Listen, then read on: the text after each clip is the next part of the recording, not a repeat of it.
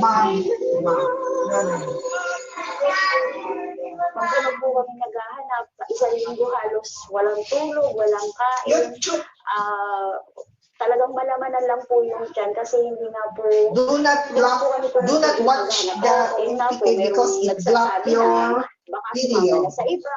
Bablock. Pero hindi po kasi ako naniniwala. Nararamdaman ko po kasi na hindi niya yun po kasi mga anak niya sobrang importante sa kanya, kaya hindi niya po yun kayang tiisin. Hindi nila dinala si Diego. Ibig sigurado ko ba? Tingnan mo na maigi yung mga mukha sa CCTV. Wala kang nakilala? Isa-isa na lang natin lahat kanina, di ba ate? Maski yung location yung una ng mga sasakyan na ginamit nila. Kahit yung mga dinaan nilang kalsada, wala rin tayo. Hindi ba nahagip ng CCTV ng mga sabi nating barangay? Wala ko silang nakita.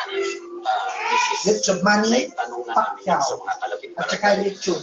Pero wala din silang nakita. YouTube na lang. Ano walang nakita? Pacquiao lang. Ano nangyari sa asawa ko? Bigla na nawala. Ansik na nun.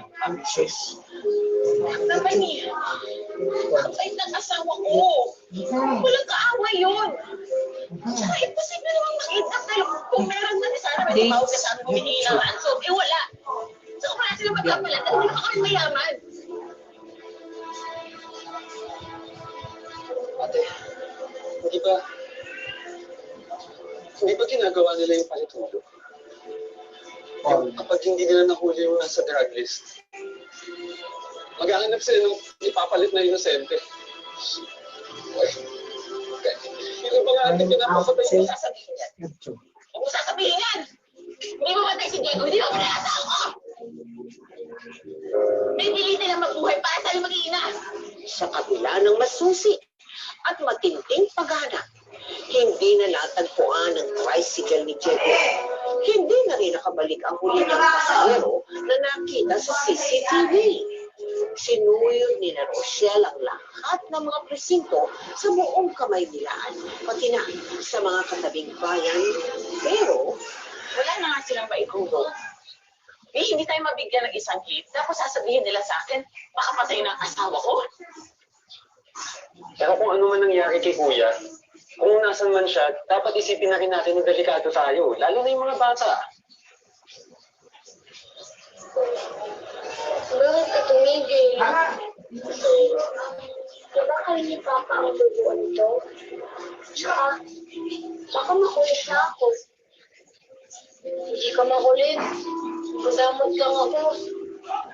Gusto na akong luya. Dahil siguro, bigla na lang nawala si Papa. Kasalanan ko. Wala na.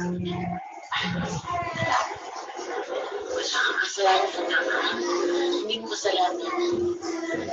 Mama, nahanap niyo na po si Papa.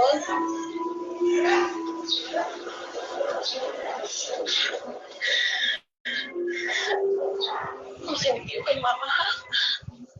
Baka kasi, delikado. Habang hinahanap na namin ang Papa niyo, baka pati kayo kunin sa akin. Hindi yung kakayanin ni Mama. Kaya, doon muna kayo sa probinsya, sa lola niyo. Promise ni Mama, ibabalik ko si Papa, ha?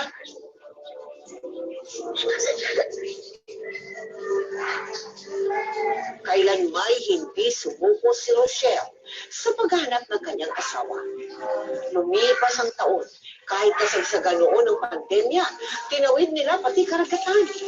Tinayaan kahit anong paraan para makakuha ng kasagutan sa misteryosong pagkawala ng kanyang mister. Hanggang sa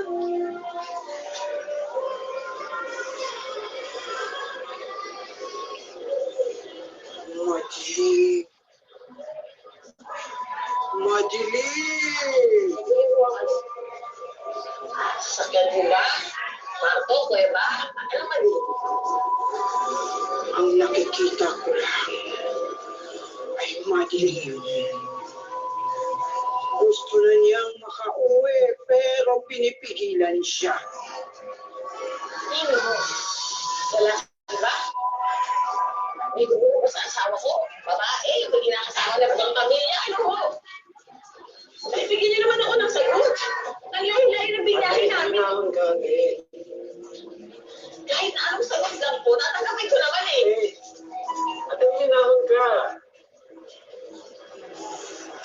lang natin ito itutuloy.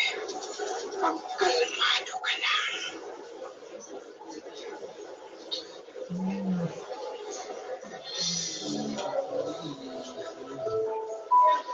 Ate, ano ba nangyayari sa'yo? Kahit yung mga tanong mo, wala na sa buhog eh. Mahal ka na ni Kuya, at alam mo yun. Huwag mo siya sukuan. Why? Isang taon ko na hindi nakikita yung mga anak ko. Gusto ko na silang mayaman, pero wala akong may tatay sa kanila. Pati ata ang Diyos hindi na kasi yung mga tanong ko eh.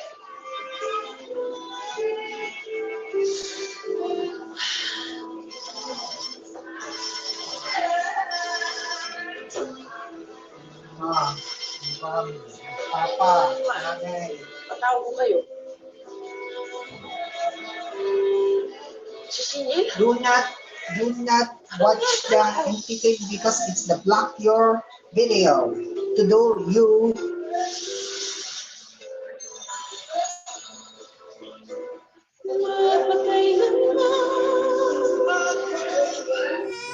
Subscribe now to hashtag MPK YouTube channel to click here to subscribe your channel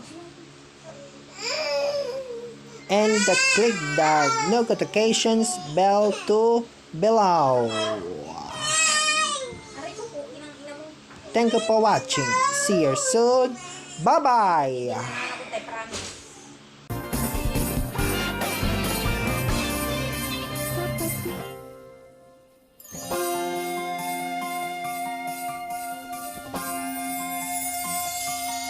Kapit